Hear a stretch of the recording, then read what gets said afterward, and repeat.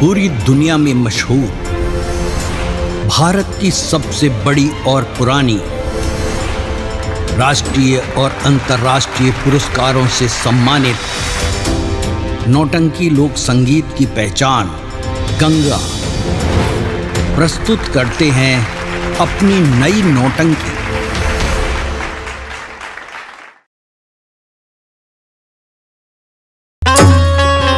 द्वारपाल महाराज की जय हो। जय हो। द्वारपाल, एक बात मैं तुमसे कहूं, देखो ना, जब से मेरा भगने विदर्भार मेरा दरबार से गया है, मेरे राज का चमक ही उदास हो गया है। मुझे कुछ अच्छा नहीं लग रहा है, लगता है हमारी भूल हुई है। मैं अपने बंगले पर आराम कर रहा हूं, तू एक काम करो, जाओ गेट पर पहरा करते रहना, अगर कोई आए तो उन्हें कुछ दान दक्षिणा देकर विदा करना मेरा दरबार से। ठीक बा सरकार। आर जय हो को जय हो को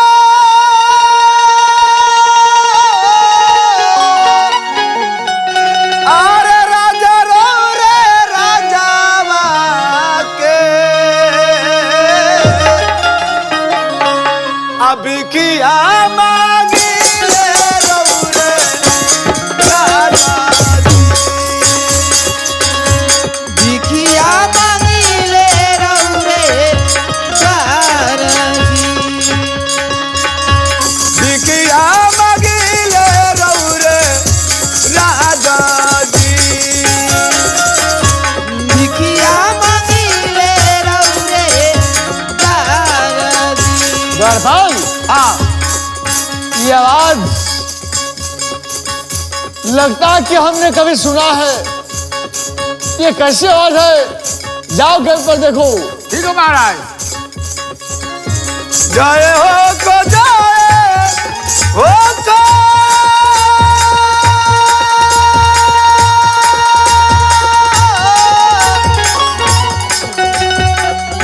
अरे राजा रो रे राजावा के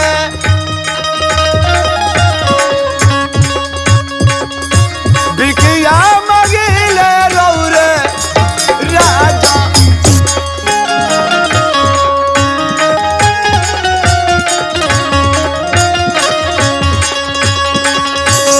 एक मुट्ठी बिछावा ये राजा हो,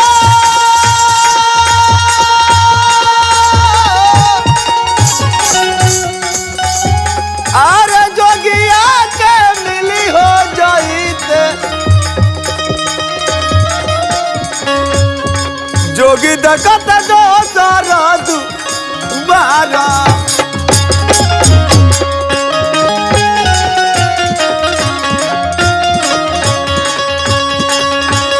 एक मुट्ठी बिछावाए राजा, जोगिया के मिली रे जैसे, जोगिया के मिली रे जैसे, जोगी दकत दो सारा तू बारा।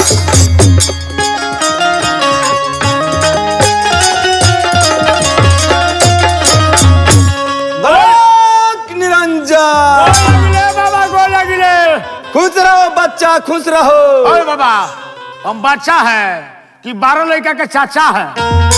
देखो, साधु महात्मा के लिए इस पृथ्वी पर जो भी मनुष्य हैं सब बच्चे हैं। हम बच्चा नहीं थी, खाली जुबान के कच्चा है, आप यहाँ के कौन है बाबू? लेकिन पक्का 12 लड़का के चाचा है। चुप रहो। हम द्वारपाल है। क्या आपके दरबार में महाराज हैं? बानी, जाकर उनसे बोल दीजिए कि आपके दरवाजे पे एक जोगी महाराज आए हैं, अलग को जगाए हैं, दुनिया को रमाए हैं और एक मुट्ठी भिक्षा मांग रहे हैं। जाओ। महाराज क्या है? एगो जोगी बाबा अपने दरवाजे पागल वाली भीख मांगत तनी। क्या मेरा दरबार में योगी राज आए हैं हाँ और भिक्षा की याचना कर रहे हैं? हाँ। अरे मूर्ख, तो इसमें मुझसे पूछने की क्या आवश्यकता है? जाओ मेरे राज दरबार से हमारे जोगी राज जो मांगते हैं उन्हें देकर विदा करो। बाबा बाबा बोलो बच्चा। का चाहिए रहुआ भिक्षा नू? हाँ हाँ बच्चा, मुझे भिक्षा ही चाहिए। हमरा हाथ से ना लिया जाई। द्वारपाल, आ? 6 महीने पे नहाते हो और साल भर पर हाथ गोड़ धोते हो, तुम्हारे हाथ भिक्षा मैं ले लूं? ए बाबा सुनी ना, इयत कहले कि ढेर बढ़ के मत बोली। रउआ रोजे नहाई ले, हम 6 महीना पर नहाई ले, तो केने रउआ सब बार बने हमार तो नगदे कटता, काहे घूम के भीख मांगता नी? द्वारपाल, मेरे किस्मत में वही लिखा है, भिक्षा मांगना और खाना। अच्छा तो इसे कौन बना सकता है? महाराज, क्या है? हमरा से भिक्षा हुआ के ना ले, तुम्हारे यहाँ से भिक्षा नहीं लेंगे। रउआ चल के दी। है? क्या बता रहे? भिक्षा रउआ अपने हाथे दी। भिक्षा मैं अपने हाथों से दान करूं? हाँ ठीक है, राहुल, प्रणाम करता हूं जोगीराज आपको। ईश्वर बढ़ाए तेरे जस और प्रताप को। राजन, जो भी दान करना है आप अपने हाथ से दान कीजिए। राजन, बोलिए। जो यहाँ दान करेंगे, यहाँ से जाने के बाद वही दान पुण्य आपको मिलेगा। द्वारपाल, हाँ तो एक काम करो, हाँ जाओ सोने की थाली में जोगीराज महाराज के लिए कुछ भिक्षा लेकर के आओ, ताकि मैं दान कर दूं। भिक्षा देवे कहते आज हमरो मन बेचैन है, कोई भिक्षा जाके दे दी। है? लेके आओ तनी। जल्दी लाओ।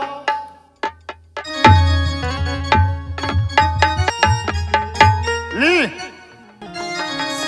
अरे रउरे शरण में बाबा, अरे सिरा नवाई जी,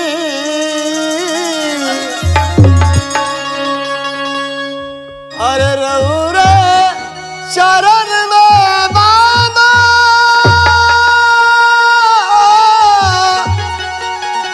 अरे सिरा नवाई जी, अरे झोली फैलाई बाबा, भिक्षा हम गिराई जी, झोली फैलाई बाबा, भिक्षा हम गिराई जी।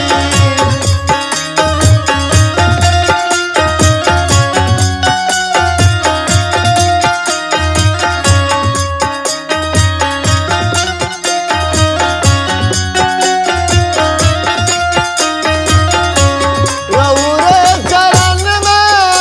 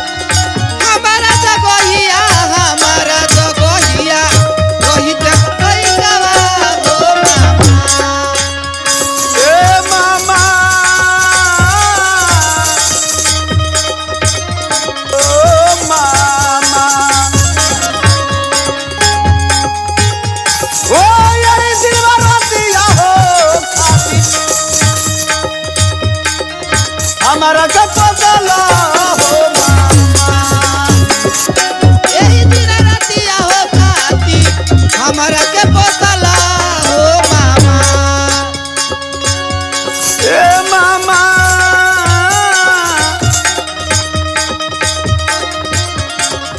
हो मामा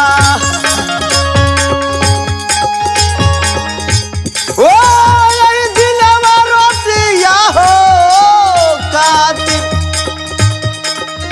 हमारा का पतला हो मामा।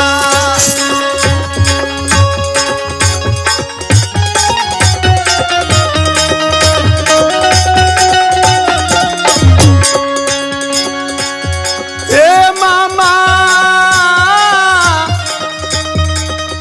हो मामा अरे देवया सिरा बदवा हो मामा जय बिसोर पुरावा हो मामा।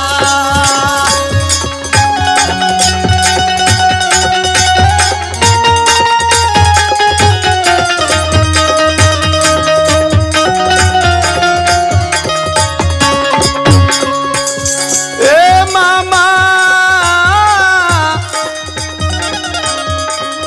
हो मामा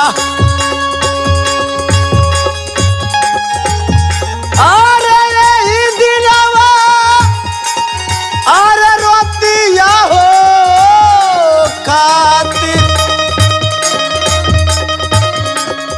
हमारा का पतला हो मामा।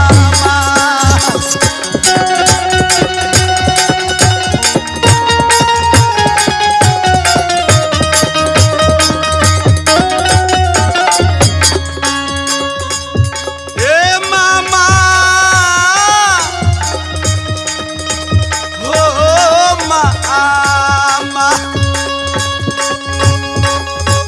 अरे देवया सिरा बदवा हो मामा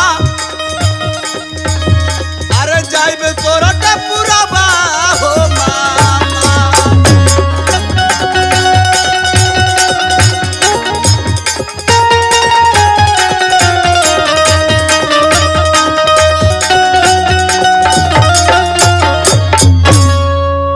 मामा भगिना बीराभार हम तो जाने की मामा तू हमारे के पहचान ले बा मामा लेकिन ना मामा ना हमारा तो लगता कि मामा तहार आंख फूट गई मामा भगिना तू अपना बीराभार भगिना के पहचाने से इनकार हो गई मामा।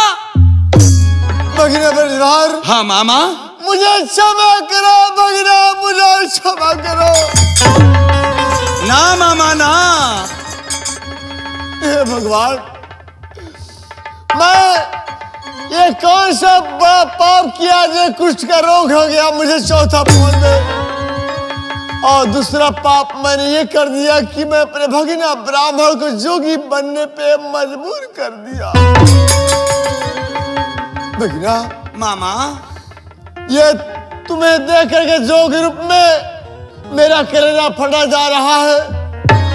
मुझे नहीं चाहिए सोटी, मुझे नहीं चाहिए सोटी। ये कुष्ठ का दर्द मैं जीवन भर सहन कर लूंगा। ये जोग रूप अपना तुम बदल दो और चलो अपने महल में राज करो भगिना। ना मामा ना मामा अगर हमारा किस्मत में राजपाट लिखा रही ताज जोगी बन के दुआरे दुआरे भीख ना मांगती मामा। मामा हमारा नसीब में ये लिखल बा मामा, ये लिखल बा मामा हमारा का आशीर्वाद दा, आशीर्वाद तक हमारा का विदाई करा मामा, हमारा का विदाई करा। भगिना बीराभार मामा मैं जानता हूं कि तू क्षत्रिय कुल का बालक है। मैं भारी भूल कर दिया जो 3 कस्में पत्रिका पे लिखवा के तुम्हारे बंगले के दरवाजे पे लगवा दिया। मैंने ये कसम देकर के बड़ी भारी भूल की मेरा भगिना। मैं जानता हूं कि क्षत्रिय सर कटा सकता है लेकिन सर झुका नहीं सकता। जाओ मेरे भगिना, लगता है कि मेरे जीवन में ही कुछ और कष्ट लिखा हुआ है। मेरा आशीर्वाद तुम्हारे साथ है। आगे चल करके तुम और नाम रोशन करोगे। तुम्हारी यात्रा मंगलमय हो। जाई मामा, जाई रो आराम करी। मामा हम प्रतिज्ञा के ले बानी कि जब तक सोठी के लेके ना आए रवा से अपन मुंह ना दिखाए। मामा जाई।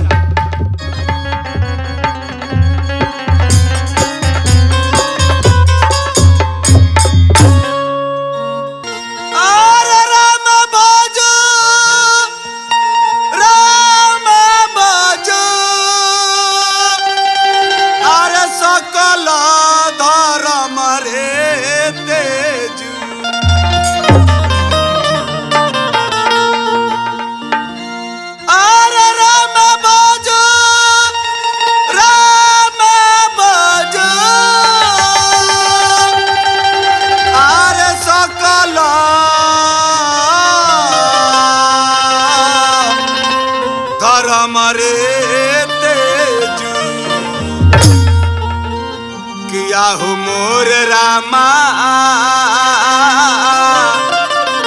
किया हो मोर रामा, अर्जुनी रामा पिजाराऊ जेल।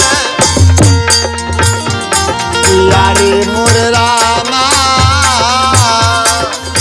अरे मोर रामा,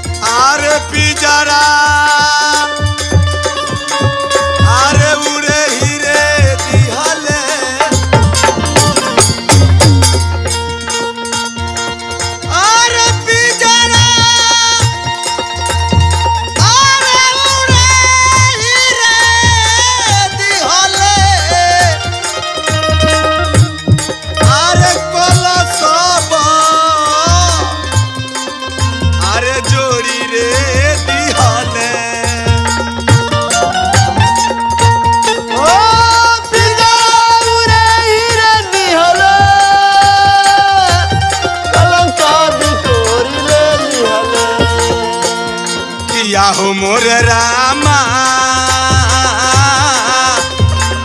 आहो मोर रामा, पिजरा पितरावा सुगवा बोलला हो। आहो मोर रामा, आहो मोर रामा,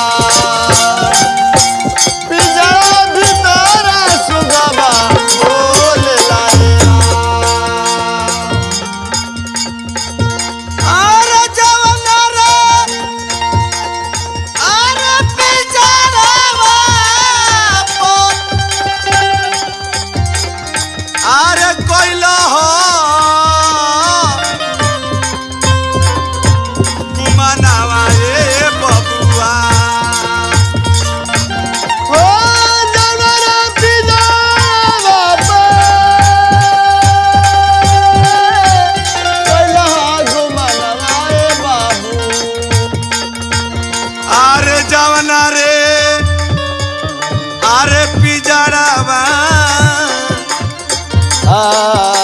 अरे पिजड़वा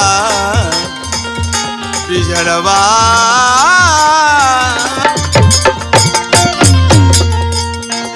अरे जवन रे अरे पिजड़वा पर अरे कोइलो गुमानावा ए बाबू। यारे सखिया रे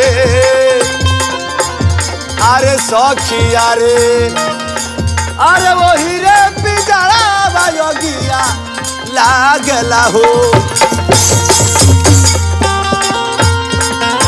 वही रे पिजड़ा दिया लागलेरा यारे सखिया रे वही रे पिजड़ा दिया लागलेरा अरे जवन रे अरे पिजड़ा पर अरे कोइला हो सुमनवा रे बबुआ ओ जनरा पिजड़ा पे कलहा गुमनवाए बबुआ यारे सखिया रे अरे सखिया रे वही रे पिजड़ा बायोगिया लागला हो ना